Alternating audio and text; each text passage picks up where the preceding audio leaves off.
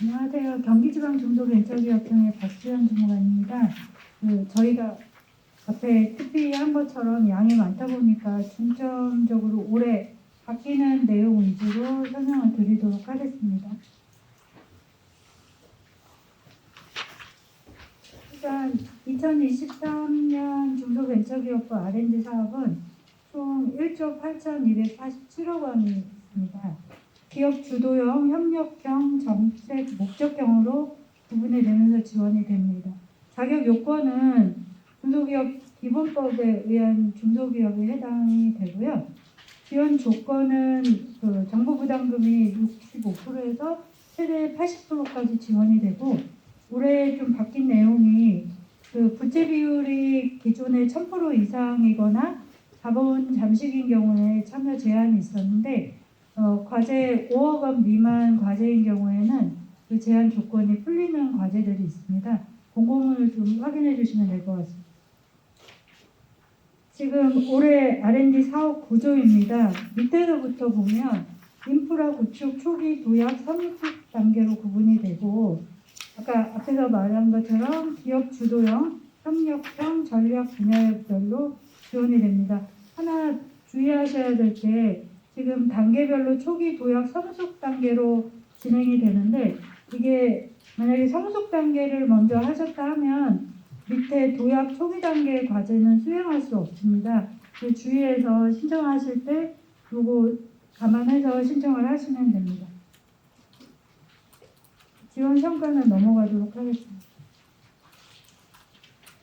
일단 23년도에 달라지는 거는 민간 주도형 R&D를 활성화하고 협력 연계형 R&D 강화, 전략 분야 유망 기업 육성과 자율 책임 중심 연구 기반 마련입니다.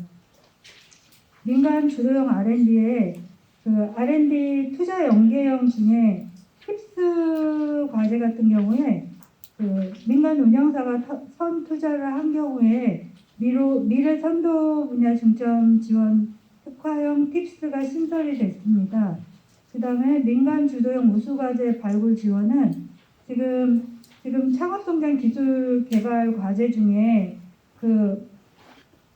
공고 난 내용 중에 보통 창경센터에서 추천 과제가 지금 디딤돌 과제로 들어오게 되어 있는데, 올해부터 그 추천 과제 수가 2배 정도로 늘어났습니다.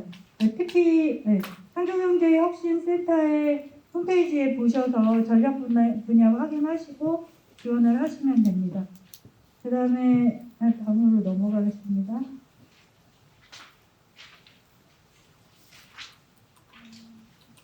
또 넘어가고 세부 사업에서 또 안내 드리도록 하겠습니다.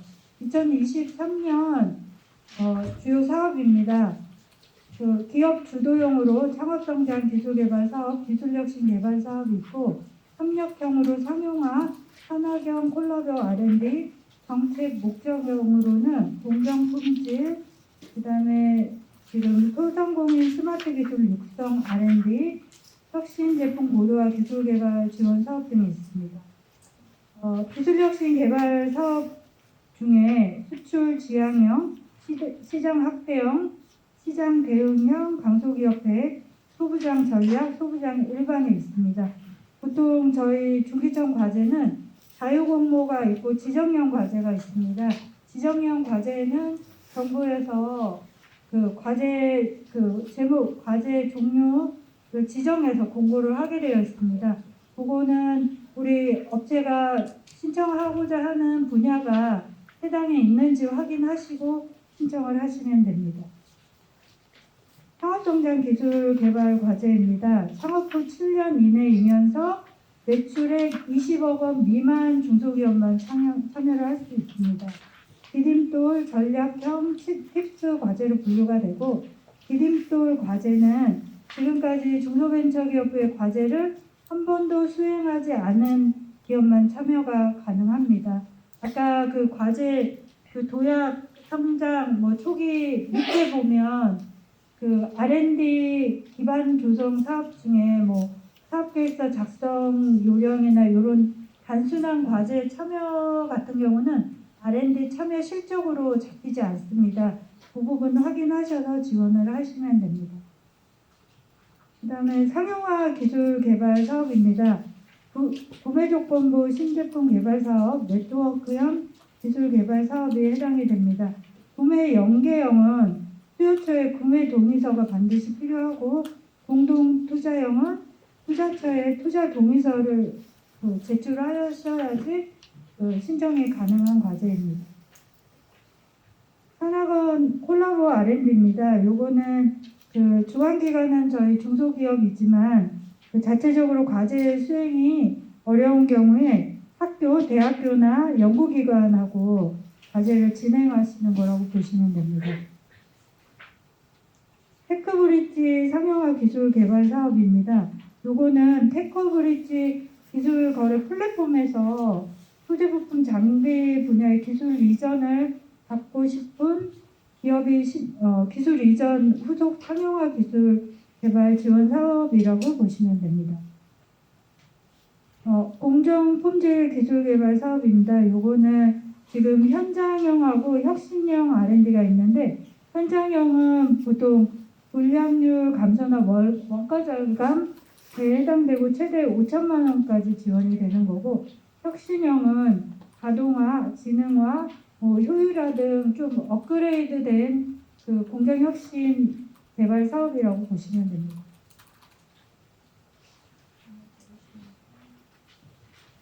R&D 기행 역량 제고 사업입니다. 요거는 저희 R&D 과제를 한 번도 참여해보지 않은 회사들이 가장 어려워하시는 게 사업계획서 작성에 대한 어려움이 많으시거든요. 그거를 지금 전문가가 멘토를 해주셔서 참여할 수 있는 거고, 3개월 500만 원이 지원이 됩니다. R&D 초기 기업인 경우에는 굉장히 도움을 받으실 수 있는 사업입니다. 지역 특화 사업은 경기도는 해당이 되지 않습니다. 연구인력 지원 사업은 신진 연구인력 채용 시에 연봉의 50%를 지원하는 사업이고요. 이공계 학석 박사 학위 취득 후 5년 이내인 자를 채용하실 때 지원을 받을 수 있는 사업입니다. 이 새로 생긴 과제인데요. 소상공인 스마트 기술 육성 R&D입니다. 요거는 소상공인을 직접 지원하는 게 아니라 소상공인이 사용할 수 있는 스마트 상점 구축에 필요한 핵심 기술을 발굴, 기획하고 보급 확대를 할 수 있는 R&D 과제라고 보시면 됩니다.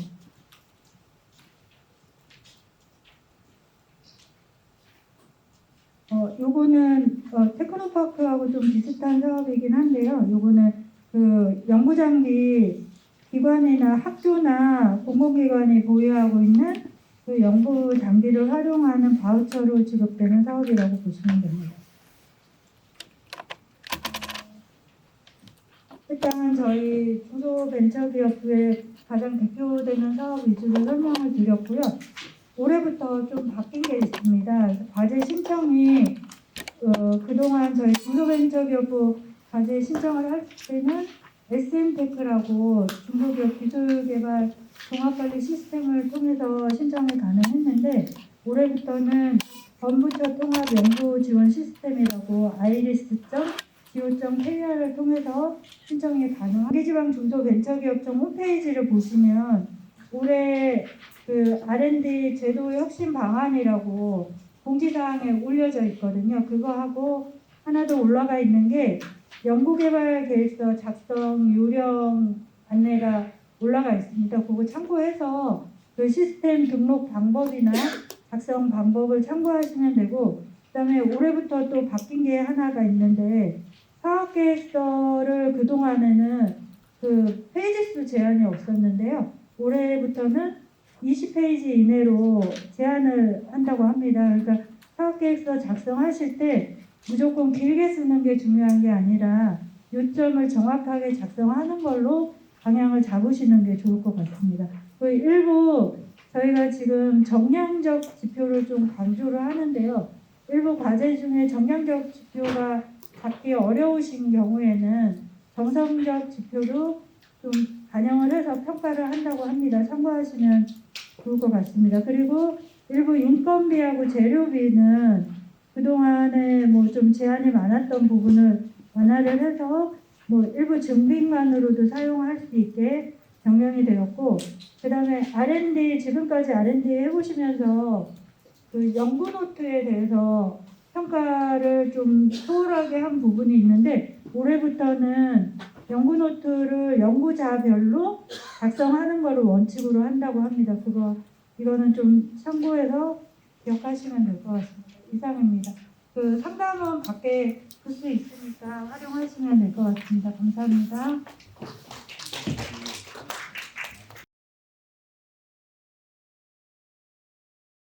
안녕하십니까. 경기 테크노파크 최경관 책임연구원입니다. 시간 관계상 핵심되는 것만 먼저 말씀을 드릴게요. 지금 여러 기관으로부터 사업 소개를 받고 계시는데요. 기관 명만 들어도 대략 이 기관이 어떤 기능을 가지고 있구나 추측이 되실 겁니다. 근데 뭐야, 경기 테크노파크의 정체는 뭐지? 라고 이제 궁금해하시는 분이 계실까봐 말씀을 드리는데요.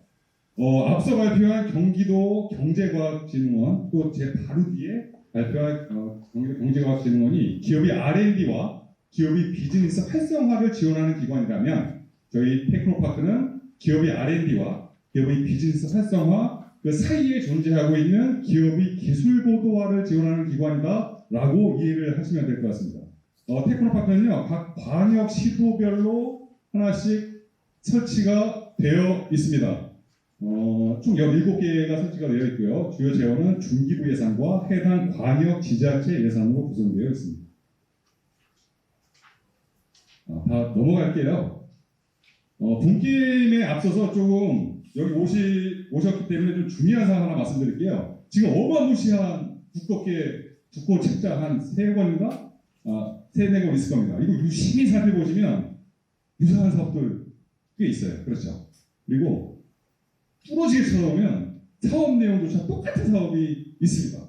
그러나 사업 내용이 아무리 똑같다고 하더라도 각 지원하는 기관별 지원 대상이나 지원 한도, 그리고 지원 시기나 지원 지역, 그리고 지원되는 산업 분야나 업종 업태 등등을 각각 달리하고 있으니까 우리 회사가 이 사업 신청하기 전에 신청 대상이 되는지 반드시 확인하고 신청을 하셔야 시간 낭비를 덜 하실 수가 있겠습니다. 그렇죠? 본게임으로 넘어가서 기술거래 촉진 네트워크 사업, 또 기술 이전 창업 지원 사업입니다. 지원 대상 중요하다 그랬어요. 근데 여기 없네요. 경기도 소재 중소벤처기업, 그리고 창업 예정 개인을 대상으로 하는 사업이고요. 이 사업은 산업체, 일반 기업, 그리고 학교 또는 공공연구기관에서 개발한 기술을 내가 저렴하게 도입을 해서 사업을 하고자 한다. 아니면 도입을 해서 그 기술을 개량을 해서 기술을 고도화하고자 한다라고 할 때 도입하는 과정, 그리고 도입한 기술에 대한 R&D 지원, 그리고 도입한 기술에 대한 시제품 제작 등등을 지원해주는 사업으로 이해하시면 되고요. 또 기술 이전 창업 지원은 내가 어떤 기술을 도입을 해서 창업을 하고자 할 때 그때 관련된 비용을 지원해주는 사업이다라고 이해하시면 될 것 같습니다. 경기도 경기 행복샵 입점 지원 사업입니다. 쿠팡 있고 11번가, 옵션, 네이버 쇼핑 이런 거 있겠죠. 경기도에서 경기 행복샵이라는 쇼핑몰을 구축해서 운영해 오고 있습니다. 여기에 대해서 신청 제품에 대해서 이 행복샵에 입점을 시켜드리는 사업입니다. 입점을 하기 위해서 여러 가지 과정이 필요하겠죠. 제품 상세 설명도 필요하고, 동영상 그럴싸하게 사진도 찍어야 되고, 물류비 이런 거 또 필요하시겠죠? 그런 비용들을 다 지원해주는 사업이다라고 보시면 됩니다. 혹시 소년제의 컵을 시작한가? 아시나요? 그게 여기서부터 시작했다고 하더라고요. 넘어갈게요. 뿌리산업 육성지원 사업입니다. 뿌리산업은요, 지원 대상 중요하다고 했어요. 뿌리산업이라고 하면 주조, 금형, 열가공, 소성가공, 표면처리, 열처리 등등. 아까 제 정책팀장님이 말씀하셨던데요. 시흥시가 한 60%가 뿌리기업 같은데, 그래서인지 아마 시흥시 자체적으로 뿌리산업 기술센터인가? 별도로 있는 것 같더라고요. 뿌리산업 공사기업은 그쪽 기술센터의 여러 지원 사업을 활용하셔도 도움이 될 것 같고요. 여기서는 또 넘어갈게요. 기술닥터 사업입니다. 이 사업은 경기 테크노파크에서 가장 대표적인 사업 중에 하나인데요. 기업에서 연구 개발 또는 공정을 개선하는 과정에서 자체적으로 해결하기 힘든 애로 기술에 봉착을 했다라고 했을 때 이 사업을 신청하시면 그 애로 기술 전공한 전문가를 해당 기업에 파견시켜서 그 애로 기술이 해결될 때까지 지원해주는 사업이다라고 보시면 될 것 같아요. 가장 중요한 빨간색 뭘까요? 선정평가 없고요. 또 기업 분담은 없습니다. 공짜입니다. 10번 방문을 합니다. 근데 10번, 한 두세 번 정도 방문했는데 그 애로 기술이 해결됐어요. 그럼 여기서 사업 끝입니다. 가장 베스트죠. 근데 한 두세 번 정도 기술학회가 방문했는데 아니야. 이거를 해결하기 위해서는 중장기적인 시간이 필요해. 라고 할 때 중기 애로 기술로 넘어가고요. 이때는 최 2천만 원 이내에서 여러 가지 제품 제작이라든지 시험 분석 비용이라든지 이거를 지원해주는 사업이라고 보시면 되는데 대부분의 정부 지원 사업들이 그래요.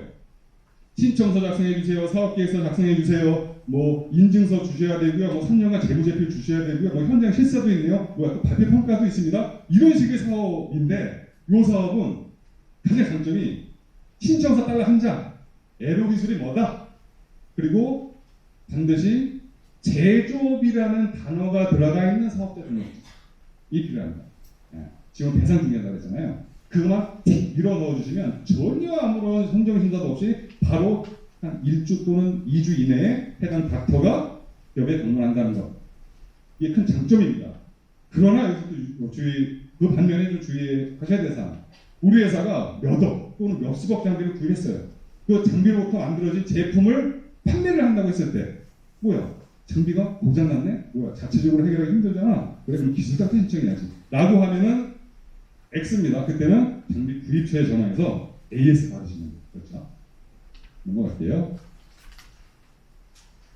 글로벌 기업 연계 부품 국산화 지원 사업 뭐 말은 이게 거창한데 지원 대상 중요하다고 했습니다. 토부장 관련된 기업이고요. 반드시 해외 기술을 도입을 해서 국산화를 하는 과정이기 때문에 그 도입하는 기업과의 뭐 연구 협력 계약이라든지 구매 계약서도 분명 있어야 된다면요. 그런 게 있는 기업은 이 사업 신청하면 될 것 같고요. 두 번째 가장 대표적인 사업이 지식재산 창출 보호 활용 지원 사업입니다. 지식재산이라고 하면 산업재산권, 저작권, 신지식재산권 이런 게 있는데 요거는 특허청하고 지자체 내신 사업이기 때문에 특허청 성한 업무인 산업재산권, 다시 말해서 특허, 필요무신한 홍표, 디자인 이 네 개의 단어를 통칭하는 용어다라고 여기서 이해하시면 될 것 같아요. 지식재산 창출은요, 내가 개발한 연구개발 또는 내가 최초로 발명한 제품에 대해서 그 기술이 내가 발명한 거다, 나의 것으로 권리화, 재산화를 해야 될 거 아니에요. 까놓게 대해서 특허 출원해서 등록을 받으셔야 될 거 아니에요. 그 기술을 나의 재산으로 만들려면 그 특허 출원해서 등록까지 과정을 창출 단계라고 얘기하고요. 창출된 나의 재산, 권리화된 나의 기술을 외부의 침해로부터 보호받는 단계 보호, 그리고 권리화되어서 보호받고 있는 나의 기술, 나의 재산을 필요로 하는 기업에게 공급 또는 필요로 하는 기술을 도입하는 걸 활용 지원 사업이라고 이 바닥에서는 얘기합니다. 지식재산 창출 지원 사업 요거고요. 요것도 창출, 요거는 뭐 기반 구축인데 일단 지식재산 창출 지원 사업 중에 뭐 IP 기반 해외 진출 지원 사업 요거는 공고가 현재 나가 있는 상태입니다. 그리고 중소기업 IP 바로 지원 서비스가 있는데 요거는요 IP 기반 해외 진출 지원은 이 사업에 선정이 되시면 1년에 7천만 원 범위 내에서 3년간 2억이 지원되는데요. 1년에 7천만 원 범위 내에서 특허 지원, 디자인 개발, 디자인이라면 제품이냐, 포장이냐, 모험이냐, 확산 디자인이냐, 브랜드 개발은 BI냐, CI냐, 뭐 리뉴얼이냐, 신규냐, 특허 기술 홍보 영상 제작 지원 사업 등등 원하시는 사업을 7천만 원씩 쭉쭉쭉 뽑아서 활용하시면 되는 사업입니다. 그리고 중소기업 IP 바로 지원 서비스는 기업을 먼저 선정하는 게 아니라 이 사업 중에 필요한 사업이 있으면 훅훅 찍어서 그냥 건바이 건으로 신청하시면 될 것 같아요. 이 사업은 경기도 31개 시군 중에 21개 시군 소재 기업만을 대상으로 하는데 시행시는 대상이 됩니다. 그리고 직사 보호지원 사업 이거는요, 내가 열심히 연구개발해서 그거로 사업을 하고 있는데 누군가가 경쟁사에서 자기네 특허 침해하지 말라고 경고장을 보냈어요. 그럼 우리가 어떻게 해야 될까요? 진짜로 그 특허를 우리 제품이 침해하는지 침해하지 않는지에 대한 권리 분석을 해야 되겠죠. 침해 감정을 해야 되겠죠. 그리고 침해 감정 결과 뭐야? 침해되는 게 없네. 그러면 우리가 경고장 대응을 해야 될 거 아니에요. 이런 침해 감정 권리 분석 비용, 뭐 경고장에 대한 대응 비용, 또 심지어는 그 특허를 침해한다 또는 침해하지 않는다에 대한 특허 심판원의 권리범위 합의반 비용까지도 다 지원해 드립니다. 거꾸로 내 특허를 누군가 침해하고 있는 거예요.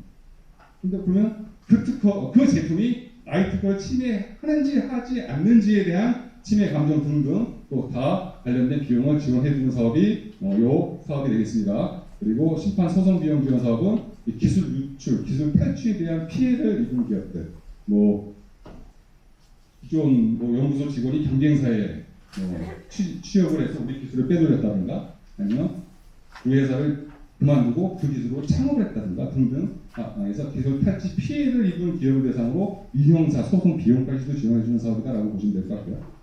IP 나래 프로그램은 지원 대상 중이라고 했어요. 창업 7년 미만의 초기 기업을 대상으로 강한 특허를 만들어 드리는 사업이다라고 보시면 될 것 같아요. 그럼 강한 특허를 어떻게 만들어 드느냐?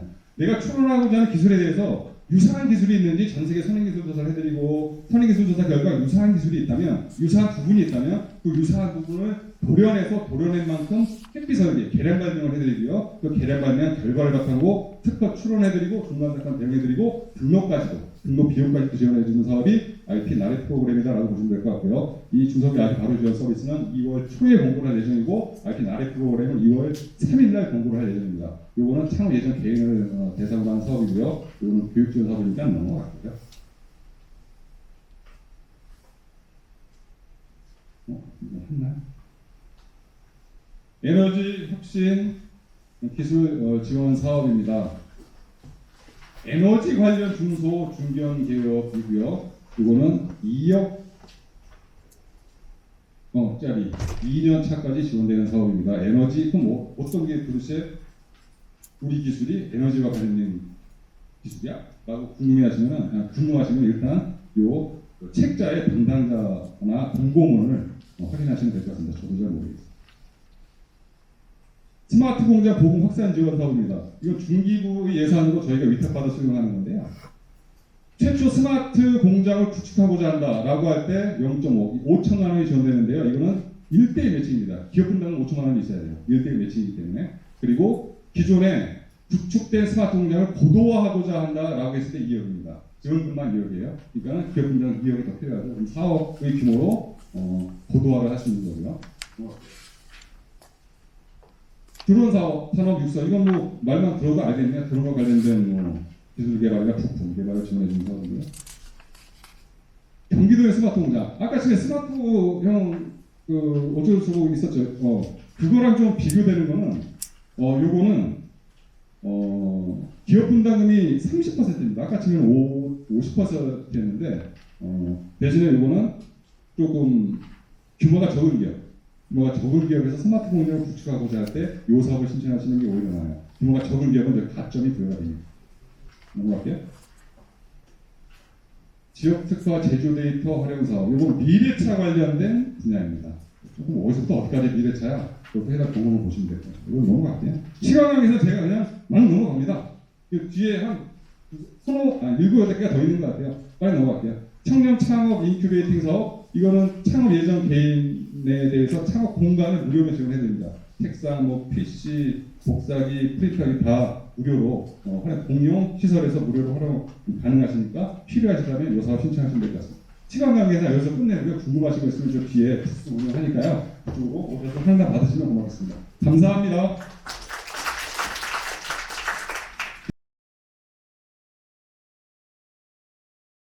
네, 반갑습니다.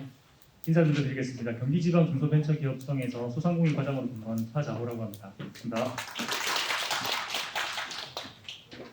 일단 저희 시간이 많이 돼서 많은 분들이 좀 저 계실 것 같아서요. 저 이제 스피커를 짧게 진행하도록 하고 자료 보시기 전에 지금까지 설명 들으셨던 것하고 별이 좀 다른 그런 설명이라서 아래를 내려다보지 마시고 화면을 보시면서 같이 얘기하는 걸로 하겠습니다. 기지개를 한번 끄셔도 좋을 것 같고요. 편하신 대로 편안한 뜻대로 같이 동참해 주시기 바랍니다. 제가 오늘 설명드릴 내용은 여기 내용 그대로입니다. 납품대금 연동제. 아마 저희 TV나 좀 많이 들어보셨을 것 같습니다. 저희가 최근에 법제화된 굉장히 빳빳한 그런 제도이고요. 지금까지 설명 들으셨던 또는 여러분들이 했던 노력이 정확하게 보상될 수 있도록 저희가 준비하고 있는 제도라고 이해를 해주시면 됩니다. 설명 순서는 연동제에 대한 개념, 그리고 추진 경과, 언제 시행되는 시행 시기, 대상이 되는 거래의 일정, 그리고 이제 약정서 체결 의무의 예외 조항들, 그다음에 중요한 연동 약정서에 꼭 들어가야 되는 사항들 순서대로 살펴보도록 하겠습니다. 이 납품대금 연동제가 그럼 뭐냐? 저희 이제 그 수탁이라고 하는 그 내용이 나오는데요. 수위탁 거래라고 하는 그 거래에서 생기는 일들입니다. 수위탁 거래라는 내용은 못 들어보셨더라도 이제 하도급 거래라는 내용은 아마 많이 들어보셨을 겁니다. 그죠? 저희가 중기부에서는 수위탁 거래라고 부르고 있고 공정거래위원회에서는 하도급 계약이라고 부르고 있습니다. 위탁 기업이 수탁 기업에게 물품의 제조 공사 등을 위탁을 할 때 주요 원재료, 조정 요건 뭐 이런 내용들, 그 납품대금 연동에 관한 중요 사항들을 계약서, 약정서에 반드시 기입을 해서 발급을 해라라고 이제 의무화한 것입니다. 그 관련된 규정은 대중소기업 상생협력 촉진에 관한 법률이라고 되어 있는데요. 그래서 이제 앞으로는 상생협력법이라고 설명을 드릴 겁니다. 상생협력법에 위탁 기업이 수탁 기업에게 납품대금 안에 주요 원재료라고 부르고 있는 어떤 주요 자재의 가격이 오르면 납품대금을 조정해서 줘라라고 하는 내용을 법제화시켰습니다. 그게 그 내용이고요. 말씀드린 것처럼 핵심 사항이 그 계약서 상에 납품대금을 변경해서 지급할 수 있다라고 하는 내용을 반드시 기입을 하고 그런 요건이 생겼을 때 자동으로 높여줘라라고 하는 그 내용이 핵심 사항이 되겠습니다. 추진 경과는 작년 9월에 저희 10억 운영이 시작이 되었고요. 작년 연말까지 총 388개사가 참여를 해서 371건의 연동약정을 체결을 하고 10억 운영 진행했습니다. 이런 이제 민간의 협력이 결실을 맺어가지고 작년 12월 8일에 상생협력법에 대한 개정 내용, 본 내용을 담은 개정 내용이 통과되었고 얼마 전 1월 3일에 상생협력법 개정 법안이 공포되기 이르렀습니다. 해당되는 법은 시행되는 것은 금년 10월 4일이고요. 이건 이제 위탁 기업이 반드시 이런 내용을 담은 약정서를 발급해야 한다라는 의무 규정에 대한 시행이 되겠습니다. 시행일 이후에 최초 체결되거나 또는 갱신되는 수위탁 거래, 하도급 거래 약정부터 계약서부터 지정을 한다, 적용을 한다 이렇게 이해해 주시면 되고요. 최근에 공정거래위원회도 동일한 내용을 담은 개정 법안을 발의하기 위한 준비를 하고 있는 것으로 알고 있습니다. 자, 그럼 적용 대상과 거래 유형에 대해 살펴보겠습니다. 현재 최초 법제화된 이 납품대금 연동제에 대한 대상은 주요 원재료가 있는 수위탁 거래에 일단 집중하고 있습니다. 그럼 여기 두 가지 요소가 있는데요. 주요 원재료, 수위탁 거래 이 두 가지 요소를 살펴봐야 되는데 먼저는 저희 수위탁 거래 하는 것부터 살펴보겠습니다. 이쪽 보시면 대기업, 중견기업, 공기업, 중소기업 포함 이 중소기업 해당되는 위탁 기업이 물품의 제조, 부품, 반제품, 원료 등에 대한 것을 우리 수탁 기업인 중소기업에게 위탁을 할 때 수탁 기업인 중소기업이 전문적으로 물품 등을 제조하는 행위, 하도급 거래, 수위탁 거래하고 있습니다.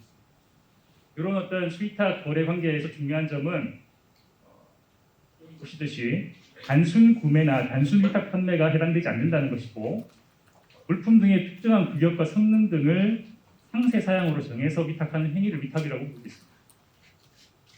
그리고 중소기업을 보호하는 법률이지만 단서를 붙여가지고 우리 대기업과 거래 관계에 있는 중견기업도 일부 포함을 하고 있습니다.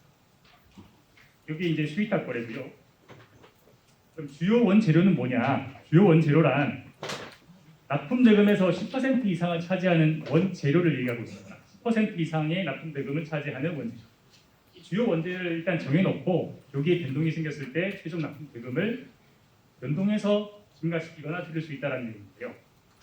여기 중요한 점은 그 한 번의 발주 금액이 아니고 한 건의 계약당 총금액을 얘기합니다. 거기에서 차지하는 비율이 전체적으로 10%를 넘어야 이제 주요 원재료가 될 수 있습니다. 원재료는 뭐 대표적으로 천연 재료나 화합물, 가공물, 주변재료를 다 포함하고 있지만 뭐 여기에만 한정되지는 않습니다. 포괄적인 개념이고요. 조그맣긴 하지만 이번에는 최초 법제화인 만큼 이 노무비와 경비는 여기에서 제외되어 있다는 점이 해야 될 사항이 되겠습니다. 바로 예외 조항이 나왔는데요. 이제 예외 한번 살펴보도록 하겠습니다. 여기서 납품대금 연동제에 해당되는 약정서를 반드시 위탁 기업이 작성을 해야 되는데 거기에서 예외되는 조항들이 4가지가 있습니다. 일단 위탁을 주는 기업이 소기업일 경우, 작은 기업일 경우 예외를 하고 있습니다. 첫 번째로요. 위탁 기업이 중소기업 기본법에 따른 소기업인 경우에는 제도에 예외가 되고요. 두 번째는 짧은 기간 동안의 거래, 90일 이내에서 앞으로 저희가 10월 달에 정할 대통령령으로 정하는 기간 이내에서는 예외로 할 수 있도록 되어 있습니다. 비슷한 이유로 납품대금이 1억 원 이하의 소액 거래인 경우에는 예외로 할 수 있도록 하고 있고요. 이제 마지막에 여기 이제 예외 조항으로서 위탁 기업과 수탁 기업이 납품대금 연동을 하지 아니하기로 합의한 경우 예외로 하고 있는데 이게 좀 이상하죠. 근데 일단 그대로 읽어보면 다만 그 취지와 사유를 약정서에 명확히 기재해야 한다는 단수 조항이 있습니다. 이게 저희가 14년 만에 수건이라고 말할 만큼 굉장히 어려운 과정을 거쳐서 법제화된 그런 제도입니다. 그래서 이제 시행 초기에 굉장히 좀 혼선이 있을 수 있기 때문에 이런 예외 조항을 좀 두고 있고, 다만 마지막 예외 조항에 대해서 이것이 남용되지 않도록 다음과 같은 내용을 두고 있습니다.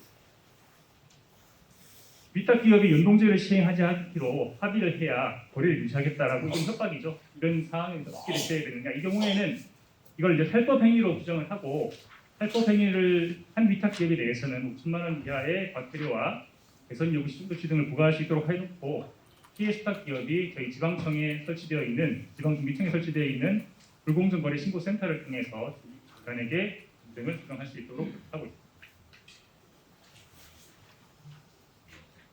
그럼 이 중요한 연동 약정서에는 어떤 내용이 기재되어야 할까요? 이거 한번 살펴보도록 하겠습니다. 일단 기본적으로 납품대금 연동의 대상이 되는 물품의 명칭, 이름을 적어야 될 것이고요. 앞서 설명드린 주요 원재료, 그다음에 이 조정이 발동한 요건, 그다음에 금액, 가격이 변동이 어떻게 이루어지는지를 알 수 있도록 하기 위한 그 지표, 기준 지표와 납품대금을 얼마나 올릴 것인지 내릴 것인지를 정한 산식, 이 기본적인 내용들이 들어가야 되고 이 이외에도 거래 당사자 간의 합의에 의해서 이 내용을 넣을 수 있도록 하고 있습니다. 물품의 명칭이고요. 이건 쉬우니까 넘어가겠습니다. 주요 원재료는 앞서 설명드린 대로 납품대금의 10% 이상을 차지하는 원재료가 명시되어야 됩니다. 그다음에 조정 요건인데요. 조정 요건은 납품대금을 연동하기 위한 요건인데 이 조건이 되면 납품대금 연동을 시작한다라는 요건이고 여기에는 기준 시점 그리고 비교 시점, 가격의 변동폭이라고 이해를 하시면 될 것 같습니다. 세 가지가 기본적으로 들어가 있어야 됩니다. 기준 시점은 대금 변동이 있었던 직전 조정일을 기준으로 할 수 있고 비교 시점은 이번 또는 근본 조정일을 기준으로 정할 수가 있습니다. 변동 범위는 법에서 지금 플러스 마이너스 10% 범위 내에서 당사자 간의 합의에 의해서 정하도록 하고 있고요. 예를 들어서 플러스 마이너스 3% 이상이라고 정해놨다면 이것의 의미는 그 납품대금의 10% 이상을 차지하는 원재료가 어떤 특정 시점, 특정 기준을 비교했을 때에 3% 이상 변동되면 5%나 10%나 뭐 관계 없습니다. 변동되면 그 변동에 맞추어서 납품대금을 연동해야 된다는 의미이고 반대로 말하면 1%나 2% 변동하면 변동하지 않아도 된다라는 그런 의미가 되겠습니다. 플러스 마이너스 10%이기 때문에 예상하시는 것처럼 상승과 하락을 모두 연동할 수 있도록 되어 있어서 이것은 수탁 기업과 위탁 기업이 모두 적용될 수 있는 그런 제도다 이렇게 이해를 했으면 될 것 같습니다. 다음으로 중요한 것이 이제 기준 지표인데요. 그러니까 시점을 정했으면 그 시점에 가격 변동을 도대체 무슨 자료를 보고 정할 것이냐라고 하는 의문이 생길 겁니다. 당연히 그 특정 시점, 기준 시점과 비교 시점에 어떤 특정 사이트나 특정 자료를 보고 정하자라고 서로 협의를 할 텐데요. 일단 우선 원칙은 양 당사자 간의 협의에 의해서 정한다는 걸 일단 우선 원칙으로 하되 저희가 제시하는 것들 이런 것들이 있습니다. 비철금속 같은 경우에는 런던 금속 거래소와 같은 선물 거래소도 있을 수 있고, 그다음에 저희가 이제 국내에서 한국은행, 통계청이 운영하는 이 나라 지표나 조달청, 기춘물자 같은 것을 운영하는 조달청에서 제시하고 있는 자료들을 확인해 볼 수 있고, 산업통상자원부나 기재부에 등록되어 있는 전문 가격조사 기관에서 공표하는 가격으로도 지표를 정할 수 있습니다. 여기에 이제 구체적인 내용들이 표시되지 않는 어떤 물품 원재료의 경우에는 아래 세 가지로 다시 한번 확인해 볼 수 있는데 이것도 한 예시에 해당된다고 말씀드릴 수가 있겠습니다. 첫 번째는 유상사급이라는 제도를 염두에 두고 기재를 했는데요. 위탁 기업이 원재료의 판매처와 직접 협상한 가격을 또는 그 위탁 기업이 수탁 기업에게 판매한 가격을 기준으로 할 수도 있다. 유상사급 제도 이해해 주시면 될 것 같고요. 두 번째는 포스코처럼 원재료의 판매처가 수탁 기업에게 판매한 원자재의 가격을 위탁 기업이 직접 확인할 수 있는. 왜냐면 이제 수탁 기업이 위탁 기업이 말한 것을 믿을 수 있어야 되니까요. 그런 내용들을 가격으로 지표를 정할 수 있고 그 밖에는 그런 것들이 구체적으로 없을 경우에는 그 수탁 기업의 원가 내역서나 견적서 등을 바탕으로 해서 당사자 간 협의에 의해서 정한다라고 그때까지 기고가 되어 있습니다. 구체적인 사항들은 계속해서 업데이트가 될 예정입니다. 그 다음으로 필요한 것이 산식인데요. 이런 연동 조건이 이상이 되었을 때 연동 조건에서 구체적으로 얼마를 더 얹어줄 것인가라고 하는 내용을 약정서상의 서로 간의 합의에 의해서 정확하게 적어야 됩니다. 밑에 있는 것들은 대표적인 예시를 적은 것인데요. 품목별 변동 가격에다가 그 품목이 해당되는 중량, 품목이 얼마만큼 양이 들어가는지를 구해서 곱하고 그 반영 비율을 합산을 해서 기존 단가에 얹어주는 간단한 예시이고요. 이 이외에도 어떤 원재료의 종류에 따라서 기업의 형태에 따라서 이 내용은 바뀔 수 있는 그런 상황입니다. 설명드릴 부분 마지막 내용인데요. 도비발식 제재 사항이 되겠습니다. 도비발식 제재 사항들에 대해서는 크게 두 가지가 있는데 저희 과태료나 비반환 업체의 공공조달 입자 참가 자격을 제한할 수 있도록 저희가 법에서 규정하고 있습니다. 첫 번째는 당연히 예외 조항이 해당되지 않는데 약정서의 연동에 관한 내용들을 적어서 발급하지 않는 경우가 있을 수 있고요.